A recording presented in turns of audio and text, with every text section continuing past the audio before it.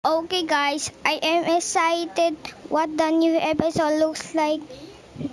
And Pocoyo is his little sister. So I wonder edit there might be editing editing Pocoyo's little sister, so I can wait. Maybe they're uploaded later or tomorrow. So we need just to wait. Maybe they're editing now, or their editing is too long, so we need to wait. I cannot wait what will be the new episodes of Pocoyo.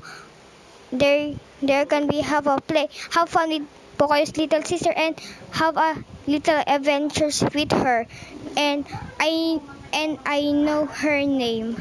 Her name is Bea. Her original name is Pocoyina. So maybe he's 12 months old or maybe he's 0 years old. Guys, this is his little sister over there. So I can't wait to see Stephen Frey, the narrator of Pocoy, instead of Stephen Hawks to see it. So, bye.